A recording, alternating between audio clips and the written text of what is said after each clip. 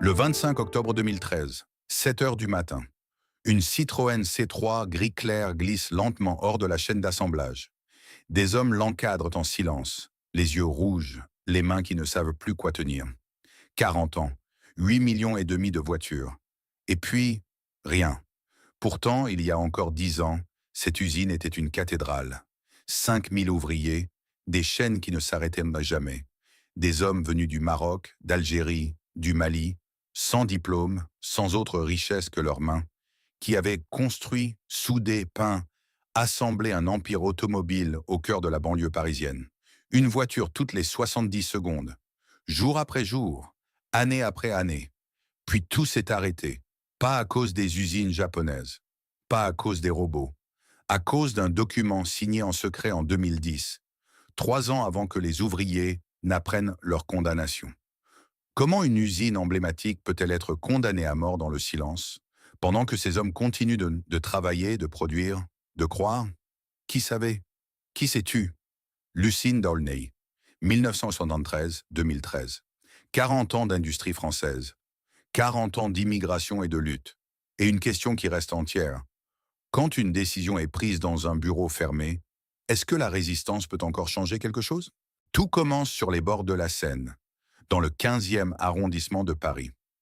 En 1919, André Citroën rachète une ancienne usine de munitions au quai de Javel et la reconvertit en atelier automobile.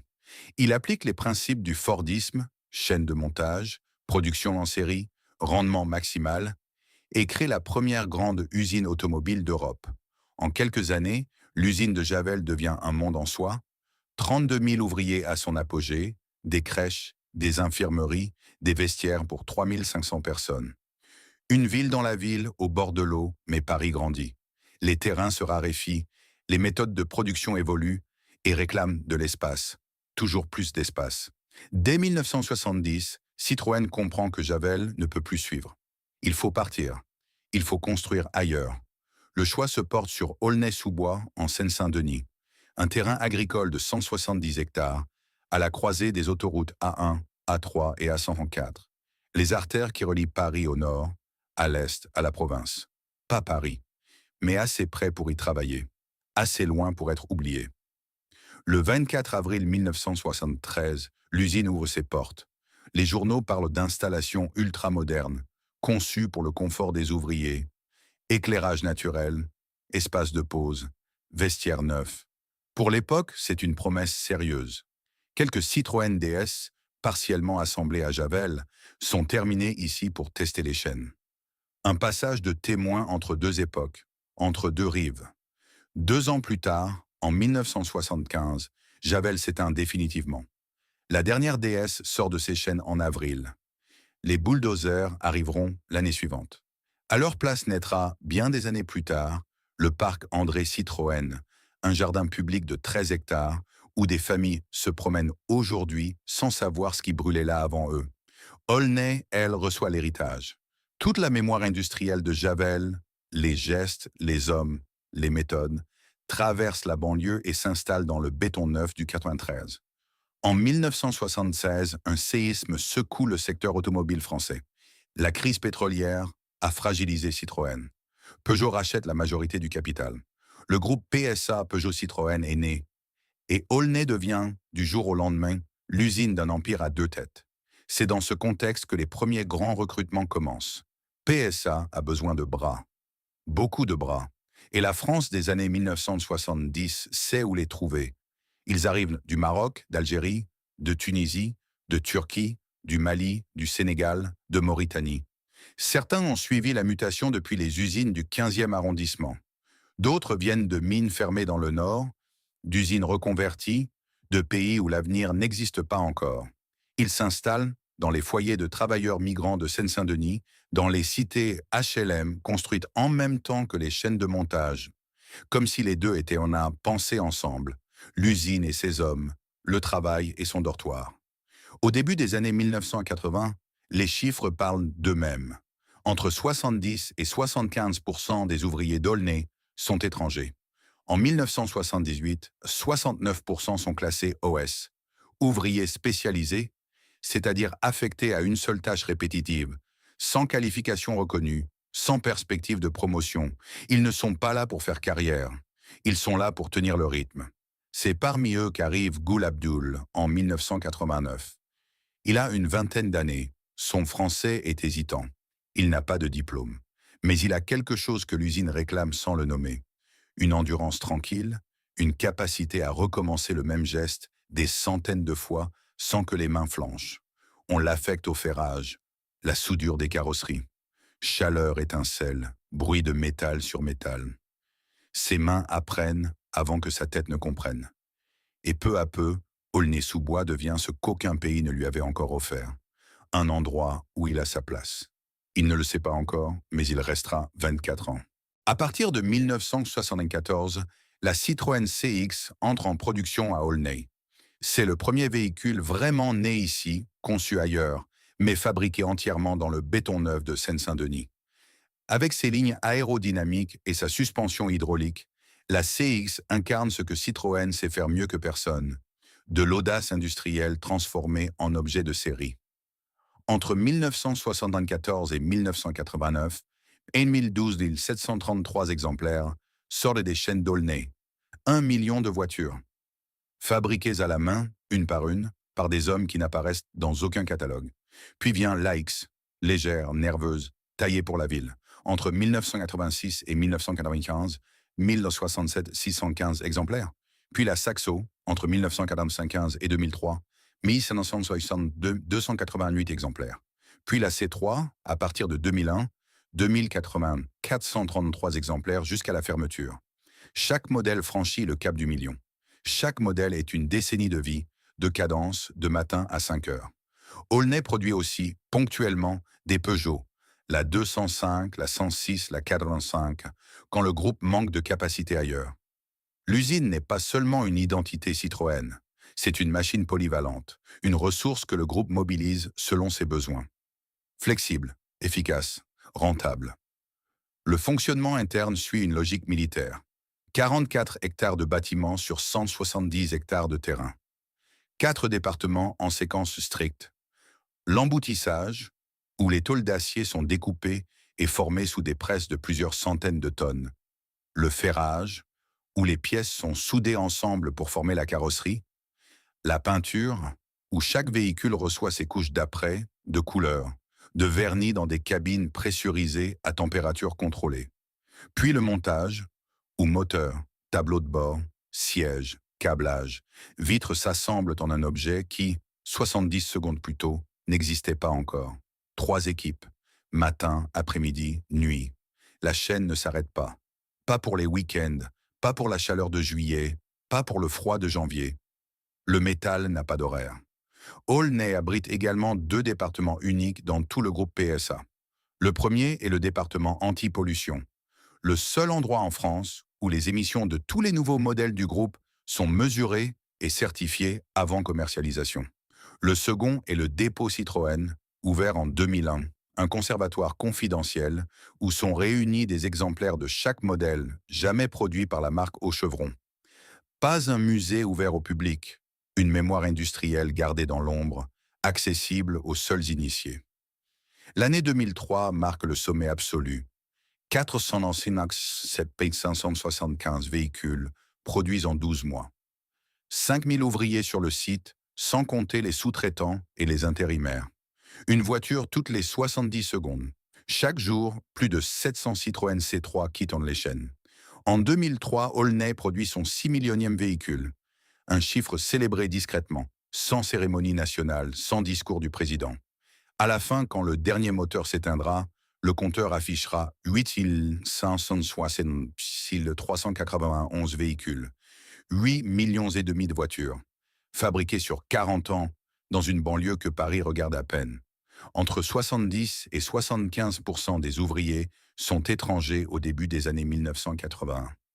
En 1978, 69% sont des OS, ouvriers spécialisés, assignés à un geste unique, répété des milliers de fois par jour. Ce ne sont pas des techniciens, ce ne sont pas des cadres, ce sont des hommes dont le corps est l'outil et dont la valeur se mesure en cadence. C'est dans ce monde que Farid Mouhedin grandit. Son père a travaillé ici dans les années 1980. Un de ces OS invisibles que les statistiques comptent, mais que les journaux ne citent jamais. En 2001, Farid a 22 ans et entre à son tour au montage. Il n'a pas choisi l'usine par vocation.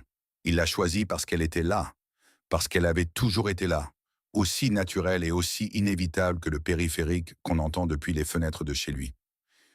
Le bruit des machines, l'odeur de la peinture époxy, le rythme de la chaîne, c'est la langue qu'il a apprise avant même d'entrer. Ce qu'il ne sait pas encore, ce que personne ne sait encore, c'est que cette même année 2001 marque en réalité le début imperceptible du déclin. La C3 entre en production. Les commandes sont fortes, les chiffres sont bons. Mais quelque part dans les tableaux de bord financiers du groupe, des courbes commencent à s'infléchir, pas encore visibles à l'œil nu, pas encore traduisibles en mots pour un ouvrier du montage. Juste une inflexion, un angle, le début de quelque chose que personne, sur le moment, ne choisit de regarder en face. En 2004, Olney produit 418 000 véhicules. C'est son vrai dernier sommet. Personne ne le sait encore, mais ce chiffre ne sera plus jamais atteint. L'année suivante, la courbe commence à descendre. Lentement d'abord, presque imperceptiblement, comme une fièvre qui monte sans symptômes visibles. Le marché automobile européen se fragmente. Les consommateurs hésitent. La concurrence asiatique grignote les segments les plus accessibles, précisément ceux où Olney est spécialisé. La C3, la C2, des voitures compactes, économiques, à faible marge, rentables à condition de vendre en volume. Et le volume, progressivement, n'est plus au rendez-vous. En 2008, la crise financière mondiale accélère tout. Les ventes PSA en Europe s'effondrent. Le groupe perd des parts de marché. Les actionnaires s'impatientent. Dans les couloirs du siège parisien, une logique s'impose avec la froideur d'une équation comptable. Trop d'usines, pas assez de commandes. Il faut concentrer, rationaliser. Le mot technique est compactage. Regrouper la production sur les sites les plus grands, les plus modernes, les plus profitables. Olney entre dans une catégorie que personne ne prononce à voix haute. Sites vulnérables. Les signaux s'accumulent sans que les ouvriers puissent les lire. En 2008, la deuxième ligne d'assemblage est fermée. Plus de 2 chaînes en parallèle, une seule désormais. La justification officielle, réorganisation technique. La réalité, Olney commence à être vidé de l'intérieur.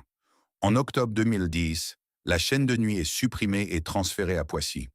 Officiellement, optimisation des flux. En réalité, un organe de moins. Le corps de l'usine fonctionne encore, mais on lui retire ses membres un par un. Entre 2004 et 2011, les effectifs passent de 6200 à 3600 personnes. Pas de licenciement massif annoncé, juste l'absence de nouveaux recrutements, les départs non remplacés, les intérimaires qui ne reviennent pas après les pauses de production. Une hémorragie silencieuse, gérée administrativement, invisible dans les communiqués de presse. C'est dans ce contexte qu'un document est rédigé. Le 23 août 2010, Denis Martin, directeur industriel du groupe PSA, signe un document interne. Le texte est précis, daté, structuré comme un plan d'action. Fermeture du site d'Aulnay-sous-Bois prévu pour 2013, achèvement définitif en 2014. Le document évalue également la valeur foncière du terrain, 300 millions d'euros, et anticipe sa revente comme source de financement du plan de restructuration globale. Le document existe. Il circule dans les systèmes internes de PSA. Il est lu par des directeurs, des responsables RH, des membres du comité de direction. Et il n'est communiqué à aucun des 3600 ouvriers qui, chaque matin, franchissent les portes de l'usine et reprennent leur poste sur la chaîne. Pendant 10 mois, le secret tient. Puis, en juin 2011, un employé travaillant dans les services administratifs du groupe transmet le document à la CGT d'Aulnay. On ne saura jamais exactement comment. On ne saura jamais exactement pourquoi. Peut-être la conscience, peut-être la colère, peut-être simplement l'impossibilité de continuer à regarder sans dire. Jean-Pierre Mercier reçoit le document. Il le lit une fois, puis une deuxième fois. Il n'y a pas de colère immédiate, juste cette sensation particulière que procure une certitude longtemps redoutée qui se confirme enfin. Il savait que quelque chose se préparait. Depuis des mois, les indices s'accumulaient, La ligne fermée, la nuit transférée, les effectifs qui fondaient. Mais savoir et avoir la preuve sont deux états différents. Ce soir-là, Jean-Pierre Mercier comprend deux choses simultanément. La première, le combat qui vient sera le plus difficile de sa vie syndicale. La seconde, ce combat a déjà commencé sans lui et il a 1 an de retard. La CGT publie le contenu du document. L'information se répand dans l'usine avec la rapidité propre aux nouvelles que tout le monde redoutait sans oser formuler. Dans les vestiaires, à la cantine, au changement d'équipe, les mêmes mots reviennent. C'est donc vrai. PSA réagit immédiatement. Denis Martin convoque une conférence de presse.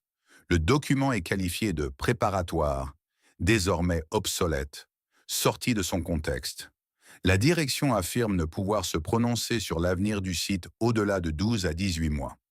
Pas de confirmation, pas d'information nette, juste le brouillard entretenu de ceux qui savent, mais choisissent de ne pas dire. Ce qui se passe ensuite est une forme de cruauté administrative parfaitement légale. PSA laisse s'écouler une année entière sans annonce officielle.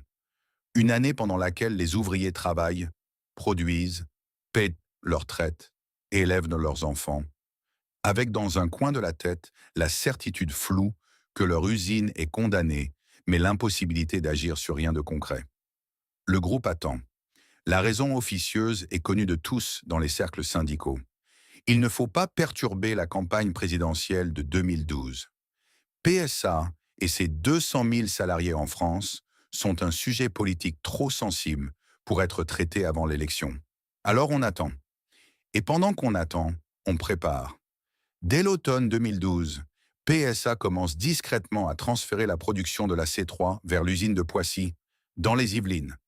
Les pièces partent, les équipements bougent, la chaîne d'Aulnay continue de tourner, mais ce qu'elle produit, peu à peu, est orienté ailleurs. Le 12 juillet 2012, Philippe Varin, PDG du groupe PSA, convoque la presse. Il annonce la fermeture du site d'Aulnay-sous-Bois et la suppression de 8 000 postes en France, dont 3 000 à Aulnay. Le groupe justifie sa décision par la chute des ventes en Europe. PSA a enregistré une baisse de 10% de ses immatriculations en France et par des coûts de main-d'œuvre jugés incompatibles avec le retour à la rentabilité. Ce que Varin ne mentionne pas ce jour-là, PSA est en train de négocier un prêt garanti par l'État de 7 milliards d'euros et une aide directe de 572 millions d'euros. L'argent public sauve le groupe. La fermeture d'Aulnay en est, en partie, la contrepartie silencieuse. La réaction politique est d'abord véhémente. Arnaud Montebourg, ministre du redressement productif dans le gouvernement Hollande, monte au créneau. Il dénonce la décision, parle de trahison, promet une intervention de l'État. Les caméras tournent, les micros captent l'indignation, puis le silence. En quelques semaines, le Parti socialiste, fraîchement arrivé au pouvoir, se range derrière la position du groupe. La fermeture est une nécessité commerciale et financière. Le gouvernement appellera les salariés à la responsabilité et au calme. Montebourg lui-même finira par reconnaître, quelques mois plus tard, que l'État ne peut pas forcer une entreprise privée à maintenir une usine non rentable. Farid Mouhedine apprend la nouvelle comme les autres, par les médias un matin de juillet, avant de prendre son équipe. Il a 32 ans, 3 enfants, 11 ans de chaîne derrière lui. Il dit aux journalistes qui se postent devant les grilles « Nous ne baisserons pas les bras. Nous avons encore de l'espoir. » Ce n'est pas de la naïveté. C'est la seule phrase qu'un homme peut prononcer quand il n'a pas encore mesuré l'étendue de ce qu'il va perdre. L'automne 2012 ressemble à une veillée d'armes. Depuis l'annonce de juillet, l'usine tourne encore, les chaînes bougent, les voitures sortent, les équipes se relaient, mais quelque chose a changé dans l'air. Les conversations dans les vestiaires ne parlent plus de week-end ni de match. Elles parlent de Poissy, de reclassement, de ce que vaut vraiment une promesse de direction mise par écrit. Les hommes qui travaillent ensemble depuis 10, 15, 20 ans se regardent différemment, comme si chacun cherchait à savoir combien de temps l'autre tiendrait. C'est dans ce climat que les premières assemblées générales s'organisent. Pas des réunions syndicales classiques, des rassemblements ouverts, démocratiques, où chacun peut parler et voter. Des dizaines de séances tout au long de l'automne. Les ouvriers débattent, s'affrontent, se retrouvent. Et progressivement, une liste de revendications prend forme, rédigée par les travailleurs eux-mêmes, pas imposée par un appareil syndical. Le texte est soumis au vote. 1600 personnes le signent. Les exigences sont claires. Refus de la fermeture, droit à la retraite à 55 ans, contrat à durée indéterminée pour tous et une indemnité de licenciement fixée à 130 000 euros par personne. Des chiffres que la direction qualifiera d'irréalistes. Des chiffres que les ouvriers ont calculés en pensant à leur loyer, à leurs enfants, à leurs années de cotisation. Pendant ce temps, PSA ne reste pas les bras croisés. Dès l'automne 2012, les transferts de production vers Poissy s'accélèrent. Les équipements bougent la nuit, les pièces détachées disparaissent des ateliers. Des salariés reçoivent des propositions individuelles de mutation. À Poissy, à Mulhouse, à Rennes. Des propositions sans garantie de poste fixe, sans reconnaissance de l'ancienneté, formulées comme des faveurs plutôt que comme des droits. La direction sait ce qu'elle fait, diviser, isoler le noyau dur de ceux qui accepteront de partir, affaiblir le collectif avant que la grève ne commence. Le 16 janvier 2013, par un matin de neige, 300 ouvriers votent la grève en assemblée générale. Le vote est net. La chaîne s'arrête presque immédiatement. La production tombe à zéro dans les heures qui suivent. Pour la première fois depuis des années, le silence s'installe dans les ateliers d'Aulnay. Un silence que personne n'avait demandé, mais que beaucoup attendaient sans le savoir. Les autres syndicats se positionnent rapidement. FO et le SIA se désolidarisent dès les premiers jours. Le 12 février, après 10 réunions de négociations qui n'ont produit aucune garantie concrète de reclassement, la CFDT, la CFTC et la CFE-CGC signent le plan social proposé par PSA, acceptant la fermeture, validant les conditions de départ. 4 syndicats sur 7 franchissant le pas. La presse relaie largement la nouvelle, comme si la partie était déjà jouée. Il reste la CGT et une fraction de Sud, et les 200 à 400 hommes qui, chaque matin, reviennent sur le piquet de grève. Ce qui se passe ensuite est sans précédent dans l'histoire sociale de l'automobile française. Les grévistes ne se contentent pas d'attendre derrière les grilles. Ils inventent une forme de résistance mobile, créative, obstinée, qui va rendre leur combat visible bien au-delà des portes de l'usine. Chaque semaine apporte son action. Chaque action est pensée pour frapper l'opinion là où elle se forme. Un matin, avant l'aube, des vuvuzelas retentissent dans les rues d'Aulnay-sous-Bois, pour réveiller le quartier, pour rappeler aux riverains que la lutte continue, que les hommes sont encore là. Un autre jour, une délégation se présente sans prévenir au siège de l'UIMM. L'Union des industries et métiers de la métallurgie, organisation patronale, dans le 17e arrondissement de Paris. Les grévistes s'installent dans les couloirs, tiennent une assemblée générale dans les locaux du patronat, occupent le symbole avant d'en être expulsés par les forces de l'ordre. Le 29 janvier, ils rejoignent les salariés de Virgin Megastore, menacés de fermeture eux aussi, dans une manifestation commune devant le ministère du Travail, puis ceux de Goodyear, puis ceux de Sanofi. La caisse de grève devient le baromètre de la solidarité populaire.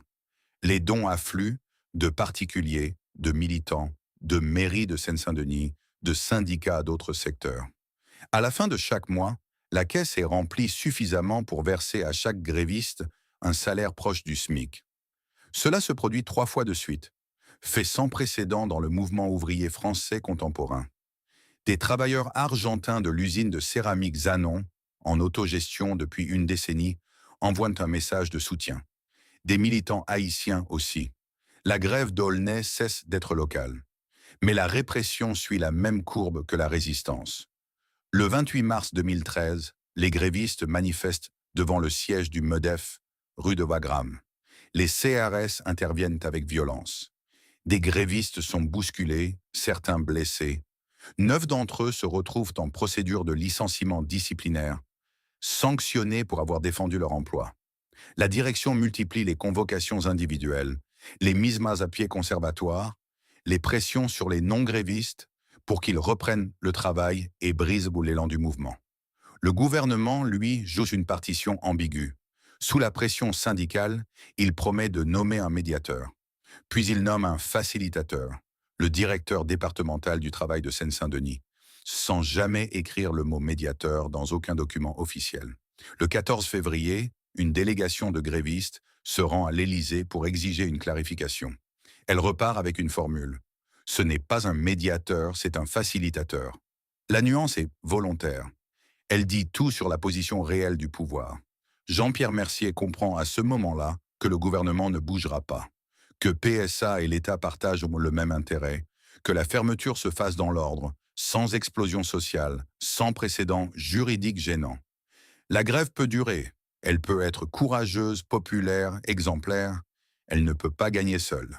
Après 17 semaines, le 21 mai 2013, la CGT signe un protocole de fin de grève. Les 4 ouvriers licenciés pour fait de grève sont réintégrés. Toutes les poursuites pénales sont abandonnées. Des garanties écrites sur les mutations internes sont obtenues. La fermeture, elle, n'est pas annulée. Elle n'a jamais été négociable. Le lendemain matin, les chaînes reprennent. Pour quelques mois encore, les hommes retournent à leur poste. Pas parce qu'ils ont abandonné, parce qu'ils ont compris, dans leur corps, autant que dans leur tête, que certaines batailles se perdent, même quand on les mène jusqu'au bout. Le vendredi 25 octobre 2013, 5 heures du matin. Les lampes au sodium s'allument dans les parkings d'Aulnay-sous-Bois, comme tous les matins depuis 40 ans. Les mêmes lampadaires, la même lumière orange qui teinte les visages de jaune pâle, la même odeur de carburant et d'herbe mouillée à l'entrée du site. Mais ce matin, les hommes qui franchissent les tourniquets le font différemment, plus lentement, comme si leurs jambes savaient ce que leur tête refusait encore d'admettre. Il reste environ 1000 ouvriers sur le site. Ceux qui n'ont pas rejoint le mouvement de grève au printemps, ceux qui ont attendu la fin, ceux qui n'avaient nulle part ailleurs où aller. Beaucoup travaillent ici depuis plus de 10 ans, certains depuis plus de 20. Ils connaissent chaque couloir, chaque bruit de machine, chaque odeur selon l'heure et la saison. Ils savent que la peinture sent différemment en hiver et en été. Ils savent de quel compresseur fait un bruit anormal depuis 2009 et n'a jamais été réparé. Ils savent des choses sur ce bâtiment que personne d'autre ne saura jamais. Et dans quelques heures, tout cela disparaîtra avec eux. Dans les vestiaires, presque personne ne parle. Les casiers s'ouvrent et se ferment. Les bleus de travail s'enfilent pour la dernière fois. Ces vêtements qui gardent en eux des années de cambouis, de soudure, de peinture séchée que les lavages n'effacent jamais complètement. Un homme range soigneusement ses affaires personnelles dans un sac. Un autre reste assis sur le banc, les mains posées sur les genoux, à regarder le sol. Il n'y a rien à dire qui ne soit déjà su. Gul Abdul arrive à son poste de ferrage à 6 heures moins le quart. 24 ans dans ce même atelier. Il pose son casque de protection, vérifie son équipement de soudure par réflexe, le geste automatique de chaque matin, celui que le corps accomplit sans consulter le cerveau. La chaleur des fours de préchauffage commence à monter. L'odeur de métal chaud envahit l'atelier. C'est une odeur qu'il a respirée des milliers de fois et à laquelle il n'a jamais vraiment prêté attention. Jusqu'à ce matin, où il la respire comme on respire le parfum d'une personne qu'on s'apprête à ne plus revoir. 7 heures. La chaîne démarre. Pas de signal particulier. Pas d'annonce dans les haut-parleurs. Juste le bruit familier du convoyeur qui se met en mouvement. Ce grondement sourd et régulier qui, pendant 40 ans, a marqué le début de chaque journée de travail. La carrosserie de la dernière C3 entre dans le flux. Gris clair. Numéro de série, le 455 768e exemplaire, produit à Aulnay depuis 2001. Elle avance, poste par poste, atelier par atelier. Au ferrage, Gul Abdul saisit son pistolet à souder. Il pose les électrodes sur le joint de carrosserie. La machine crache ses étincelles. Bleu-blanc, vive, brève, exactement comme les millions de fois précédentes. Il soude, le métal fond et se solidifie en une fraction de seconde. Un point de soudure, puis un autre encore. Ses mains ne tremblent pas. Ce sont des mains qui ont appris à ne pas trembler. Mais cette fois, quand la carrosserie quitte son poste et passe au suivant, Gul Abdul ne regarde pas ailleurs. Il la suit des yeux jusqu'à ce qu'elle disparaisse dans l'atelier de peinture. Comme si, pour une fois, il avait besoin de savoir ce qu'il advient de ce qu'il fabrique. Dans l'atelier de peinture, les cabines pressurisées fonctionnent une dernière fois à pleine capacité. Les bras robotisés projettent leur couche d'après sur la carrosserie de la C3 avec la même précision millimétrée que d'habitude. La peinture ne sait pas que c'est la dernière fois. Les robots non plus. Seuls les hommes qui surveillent les écrans de contrôle, debout derrière les vitres, portent dans leur silence le poids de ce que la machine ignore. Au montage, Farid Mouedin visse le tableau de bord de la C3 en silence. Troisième génération de sa famille a travaillé dans l'industrie automobile. Son père au ferrage dans les années 1980. Lui au montage depuis 2001. Il a 34 ans, 3 enfants. Ce matin, en partant de chez lui, il n'a pas su quoi leur dire. Alors il n'a rien dit. Il a juste embrassé les deux plus grands, encore endormis, et il est parti dans le noir, comme tous les autres matins. Ses mains cernent le tournevis. La vis prend. Le tableau de bord est en place. Le geste est parfait, comme tous les gestes qu'on a répétés des dizaines de milliers de fois. Il pose ses outils. La voiture passe au poste suivant. Et pour la première fois en 13 ans, Farid Mouedine n'a plus rien à faire de ses mains. 10 heures du matin. La C3 quitte la chaîne. Elle roule au pas sur le sol de l'atelier de finition, poussée à la main par deux ouvriers qui ne parlent pas. Quelqu'un a branché une enceinte portable. Une musique surgit, maladroite et trop forte pour l'espace. Personne ne se souvient du morceau. Mais tout le monde se souvient du moment où la musique a commencé et où les premiers pleurs ont suivi. Des applaudissements éclatent, hésitants d'abord, puis soutenus. Des hommes qui n'ont pas l'habitude de s'embrasser s'étreignent. D'autres restent immobiles, les bras le long du corps, incapables du moindre geste. Un ouvrier pose la main sur le capot de la voiture, doucement, comme on pose la main sur l'épaule de quelqu'un qui part. En fin de matinée, un représentant de Citroën Héritage se présente pour prendre livraison du véhicule. La C3 gris clair, dernière voiture produite à Aulnay en 40 ans, sera conservée dans la collection historique de la marque. Elle rejoindra les DS, les 2CV, les CX qui témoignent de ce que Citroën a su faire. L'ironie est silencieuse mais absolue. La voiture est sauvée. Les hommes qui l'ont construite, eux, rentrent chez eux avec une boîte de carton sous le bras. À midi, les banderoles sortent. PSA, assassin. 40 ans de labeur. Pourquoi? Les ouvriers défilent dans l'enceinte du site. Les caméras de télévision sont là. Les micros aussi. Goul Abdul s'arrête devant l'un d'eux. Il a les yeux rouges. Il dit « J'ai envie de pleurer. 24 ans ici. » Puis il s'arrête. Il n'y a rien à ajouter qui ne diminuerait ce qu'il vient de dire. Jean-Pierre Mercier est là lui aussi. Il n'avait pas de raison officielle d'être présent. Le protocole de fin de grève a été signé en mai. Son rôle de négociateur est terminé. Mais il est là. Il se tient près du portail, sans banderole, sans micro. Il regarde. C'est tout ce qu'il peut faire aujourd'hui, témoigner pour que personne ne puisse dire plus tard que personne n'a vu. À 17 heures, le portail principal se ferme. Pas de cérémonie officielle. Pas de discours de la direction. Philippe Varin n'est pas présent. Aucun représentant du groupe PSA ne prend la parole.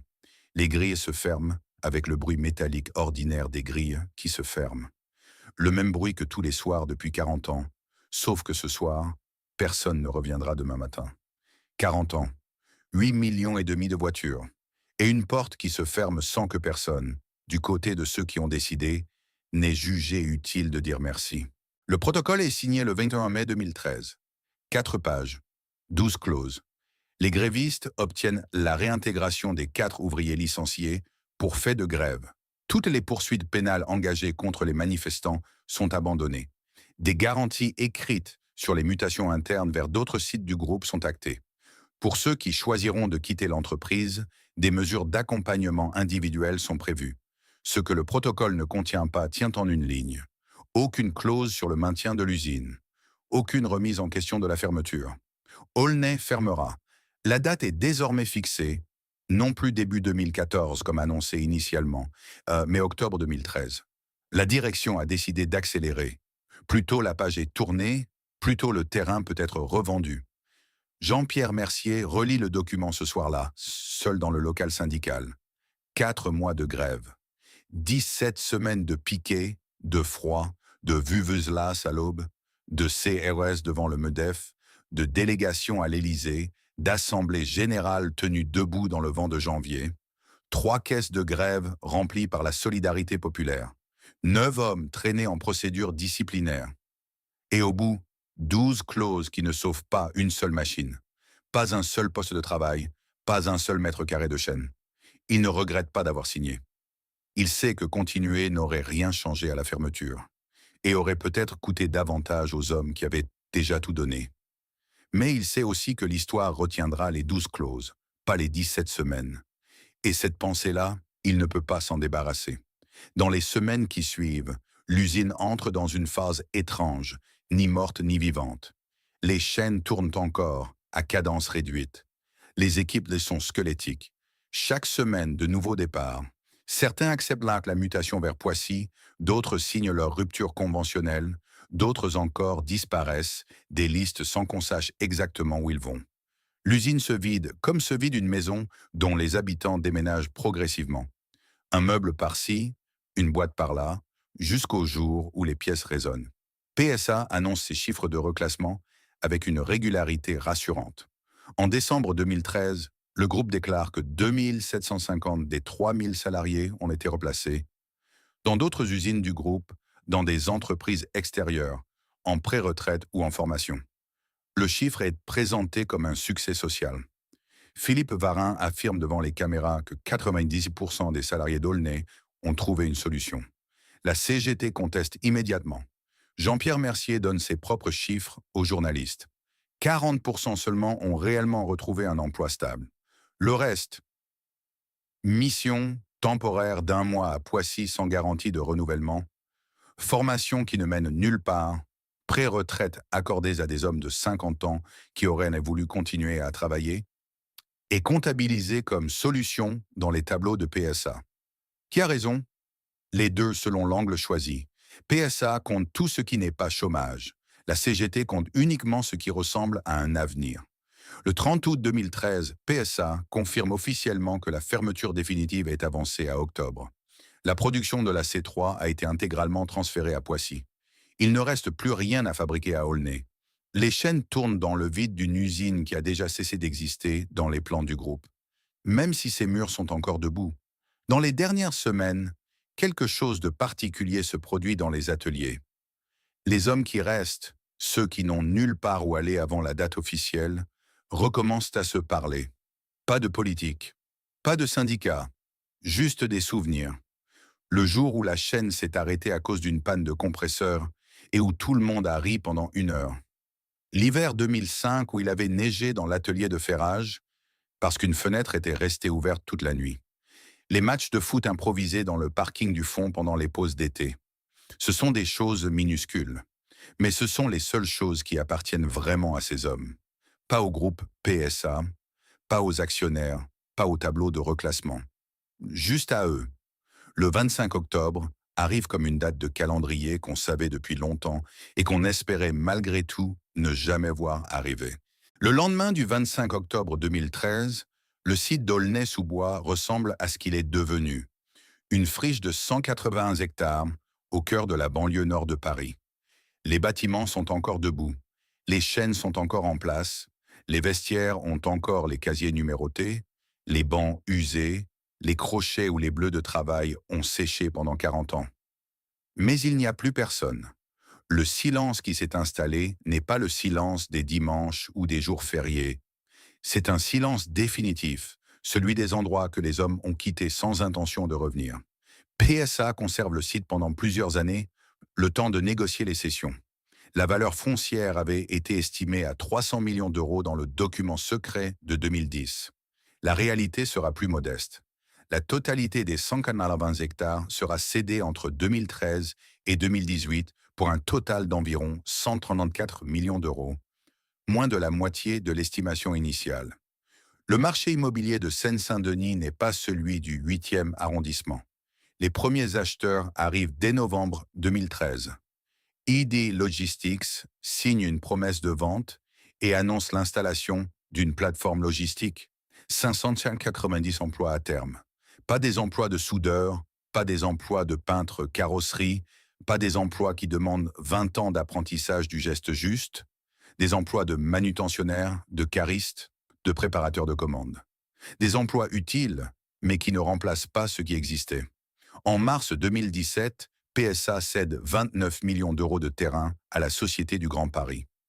Ces hectares accueilleront le centre névralgique des futures lignes 16 et 17 du Grand Paris Express. Le métro automatique qui doit désenclaver l'est de la Seine-Saint-Denis. 350 emplois sont annoncés. L'ironie géographique est silencieuse mais nette. Là où des hommes soudèrent du métal à la main, des rames automatiques seront entretenues par des techniciens. Le progrès avance sur les ruines de ce qui l'a remplacé. En novembre 2017, l'établissement public foncier d'Île-de-France rachète les 107 hectares restants pour 105 millions d'euros. La page foncière est tournée. PSA n'est plus propriétaire de rien sur le site d'Aulnay. 4 ans après la fermeture, l'usine n'existe plus, même comme terrain. Sur les 180 hectares, une seule chose subsiste intacte, le dépôt Citroën, le conservatoire confidentiel ouvert en 2001, où sont réunis des Citroën DS, des 2CV, des CX, des AX. Un exemplaire de chaque modèle jamais produit par la marque. Il n'est pas ouvert au public. Il n'est pas un musée. C'est une mémoire gardée dans l'ombre, sur le seul bout de terrain que personne n'a encore su quoi faire d'autre. La mémoire des voitures est préservée. Celle des hommes qui les ont fabriquées l'est moins. Dans le département de Seine-Saint-Denis, les chiffres racontent ce que les communiqués de presse ne disent pas. Entre 2008 et 2015, le nombre de demandeurs d'emploi dans le département bondit de 75%, atteignant 130 personnes. Le taux de chômage s'établit à 13,1%, soit plus du double de la moyenne nationale. La fermeture d'Aulnay n'est pas la seule cause, mais elle est un accélérateur dans un département qui n'avait pas besoin d'être enfoncé davantage. Ce sont des quartiers qui brûlaient déjà en novembre 2005, des semaines d'émeutes dont les cendres n'avaient jamais vraiment refroidi. Des jeunes qui grandissaient en sachant que le taux de chômage de leur département était le double de celui de la France. Des familles entières dont l'équilibre économique reposait sur un seul salaire, celui de l'usine. Quand ce salaire disparaît, ce n'est pas seulement un poste de travail qui s'efface, c'est une structure entière qui s'effondre. La CGT le dira sans détour. Les effets de cette fermeture ont été catastrophiques sur l'emploi, touchant particulièrement les jeunes et les quartiers. Les 3 hommes qui traversent ce récit depuis le premier jour vivent chacun à leur façon ce que les statistiques ne savent pas raconter. Gul Abdul a 57 ans quand le portail se ferme. PSA lui fait parvenir une proposition. Mutation temporaire à Poissy, 1 mois renouvelable, sans garantie de poste fixe, sans reconnaissance des 24 ans d'ancienneté accumulés à Aulnay. Une mission, pas un emploi. Une faveur administrative présentée comme une solution. Il refuse. Non par fierté mal placée, mais parce que 24 ans ne peuvent pas s'échanger contre un contrat d'1 mois. Parce qu'un homme de 57 ans, qui repart à zéro dans une usine inconnue, sans ancienneté, sans réseau, sans la certitude de rester, n'est pas un homme reclassé. Il est un homme qu'on a repoussé un peu plus loin de la sortie. Gul Abdul s'inscrit à Pôle emploi. Il attend. Les allocations chômage couvrent une partie de ce qu'il percevait. La retraite viendra, mais pas avant plusieurs années encore. Dans l'intervalle, il y a ce temps vide et pesant que personne n'avait prévu dans les tableaux de reclassement de PSA, le temps d'un homme de métier qui n'a plus de métier à exercer.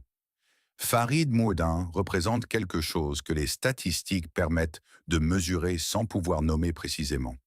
Il est l'un des 40 à 60% de salariés d'Aulnay, selon les sources CGT et les études indépendantes menées sur le bassin d'emploi de Seine-Saint-Denis, qui ne retrouvent pas, dans les 3 ans suivant la fermeture, un emploi aux conditions équivalentes à ce qu'ils avaient.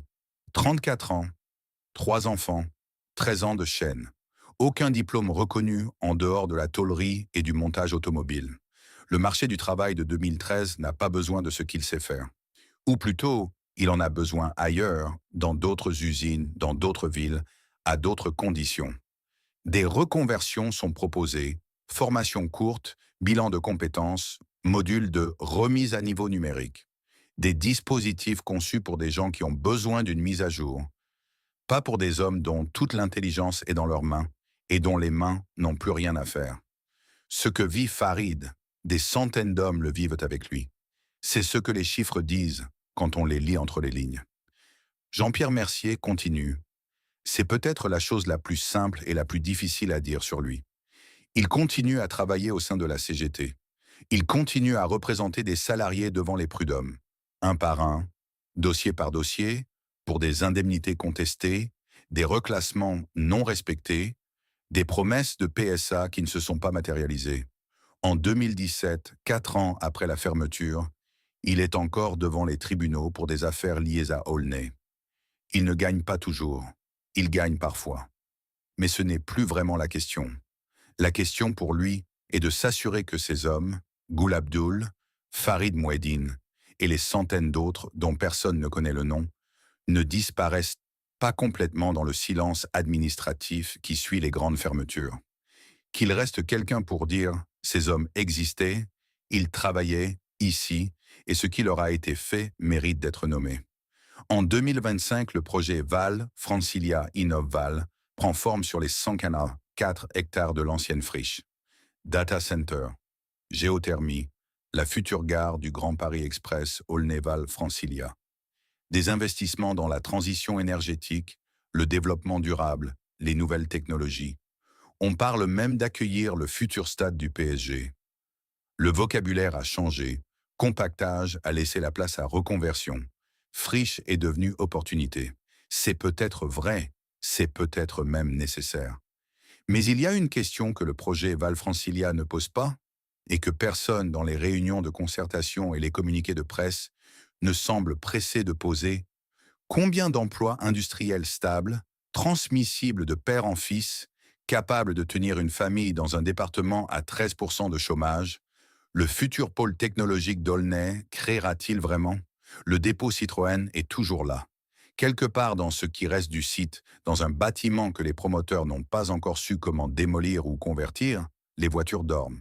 La DS, la 2CV, la CX, la Saxo et la C3 gris clair, numéro 455-768, que Citroën Héritage a récupéré le soir du 25 octobre 2013. Son moteur pourrait démarrer. Si quelqu'un tournait la clé, le moteur prendrait.